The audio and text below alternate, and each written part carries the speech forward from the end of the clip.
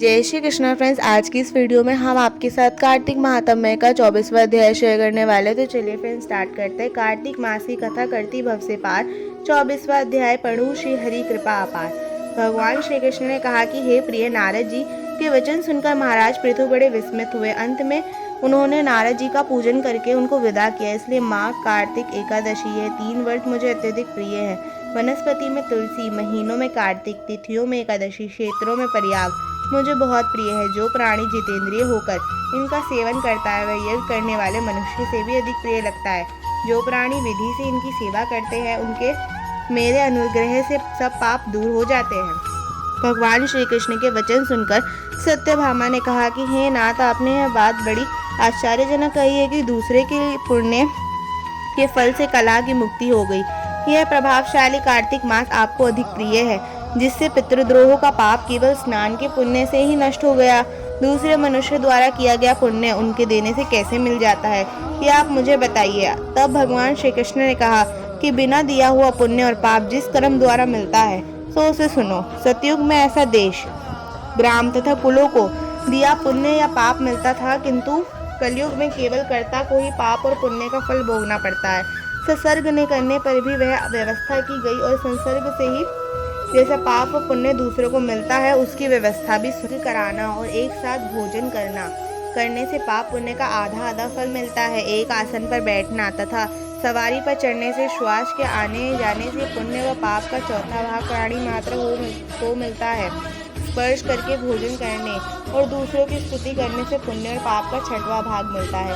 दर्शन करने, सुनने तथा ध्यान करने से मनुष्य को पुण्य और पाप का 10वां अंश मिलता है। दूसरों की निंदा, चुगली, धिक्कार करने से उसका 7वां भाग मिलता है। पुण्य करने वाले मनुष्य की जो कोई सेवा करता है वह सेवा का भाग लेता है और अपना पुण्य उसे देता है। नौकर और शिष्य के अतिरिक्त जो मनुष्य दूसरों से सेवा करवाकर उसे पैसे नहीं देता वह सेवक उसके पुण्य का भागी होता है।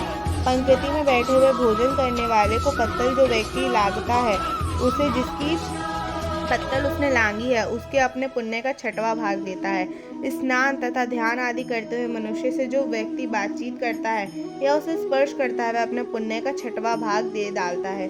जो मनुष्य धर्म के काम के लिए दूसरों से धन मांगता है और पुण्य का भागी होता है, ठीक उसी तरह जिस तरह कि दान करने वाला पुण्य का भागी होता है। जो मनुष्य धर्म का उपदेश करता है और पश्चात श्रोता से याचना करता है वह अपने पुण्य का 6वां भाग उसे देता है। जो मनुष्य दूसरों को धन चुराकर उसको धर्म करता है वह चोरी का फल भोगता है और शीघ्र ही निर्धन हो जाता है। जिसका धन चुराया जाता है वो पुण्य का भागी होता है। बिना ऋण के उतारे जो मनुष्य मर जाता है उसको ऋण देने वाले सज्जन पुण्य के भागी होते हैं। शिक्षा देने वाला, सलाह देने वाला, सामग्री को जुटाने वाला, प्रेरणा देने वाला वह पाप और पुण्य के 6ठे भाग को प्राप्त करते हैं। राजा प्रजा के पाप पुण्य के षष्टांग का भोगी होता है। गुरु शिष्यों का, पति पत्नी का, पिता पुत्र का, स्त्री पत्नी के लिए पुण्य का 6वां भाग पाती है। पति को खुश करने वाली आज्ञाकारी स्त्री पति के लिए पुण्य का आधा भाग ले जाती है। जो पुण्यात्मा पराये लोगों को दान करते हैं वह उनके पुण्य का 6वां भाग प्राप्त करते हैं। जीविका देने वाला मनुष्य जीविका ग्रहण करने वाले मनुष्य के पुण्य के 6ठे भाग को प्राप्त करता है। इस प्रकार दूसरों के लिए पुण्य अथवा पाप बिना दिए भी दूसरों को मिल सकते हैं, किंतु यह नियम जो कि मैंने बतलाए हैं ये कलयुग में लागू नहीं होते। कलयुग में तो एकमात्र कर्ता को ही अपने पाप और पुण्य भोगने पड़ते हैं। इस संबंध में एक बड़ा पुराना इतिहास है जो कि पवित्र भी है और बुद्धि को देने वाला भी कहलाता है। ध्यान से सुनो फ्रेंड्स, ये अध्याय समाप्त हो चुका है। वीडियो अच्छी लगी हो तो वीडियो को लाइक, चैनल को सब्सक्राइब करना ना भूलें। फ्रेंड्स एंड फैमिली के साथ शेयर करें। कार्तिक महात्म्य की डेली कथाएं चैनल पर अपलोडेड, आप उसको भी जाके सुन सकते हैं। जय श्री कृष्णा, जय श्री राधे, जय माता तुलसी।